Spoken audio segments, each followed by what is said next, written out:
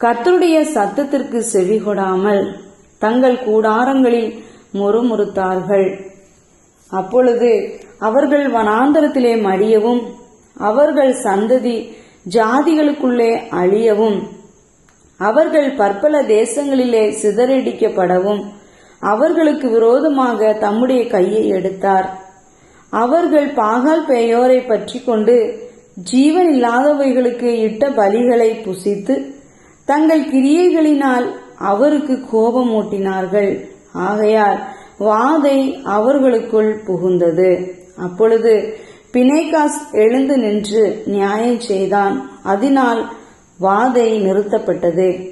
அது தலைமுறை தலைமுறையாக என்றைக்கும் அவனுக்கு நீதியாக எண்ணப்பட்டது.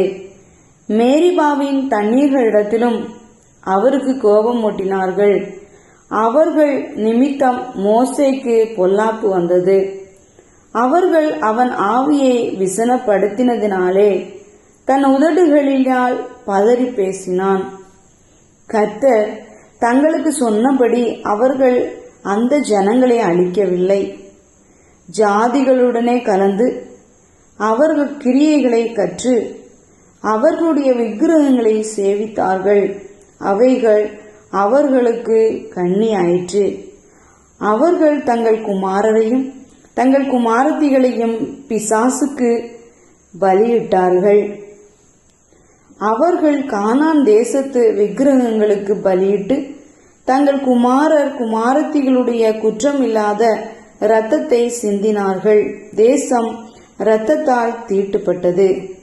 அவர்கள் தங்கள் கிரியைகளினால் அசுத்தமாகி தங்கள் செய்கைகளினால் சோரம் போனார்கள். அதனால் கர்த்தருடைய கோபம் தமது ஜனத்தின் மேல் மூண்டது. அவர் தமது சுதந்திரத்தை அருவருத்தார்.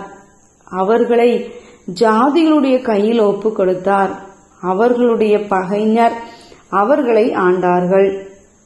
அவர்களுடைய சத்துருக்களுக்கு அவர்களை ஒடுக்கினார்கள். அவர்களுடைய கையின் கீழ் தாழ்த்தப்பட்டார்கள்.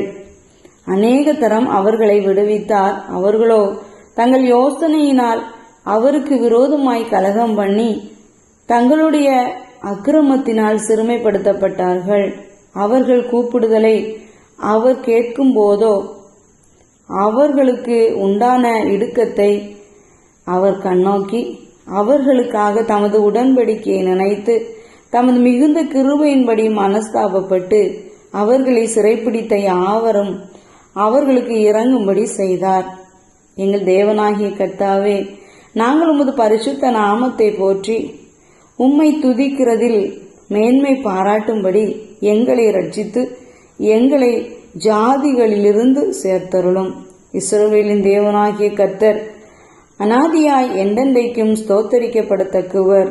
ஜனங்கள் எல்லாரும் ஆமேன் அல்லேலூயா என்பார்களாக.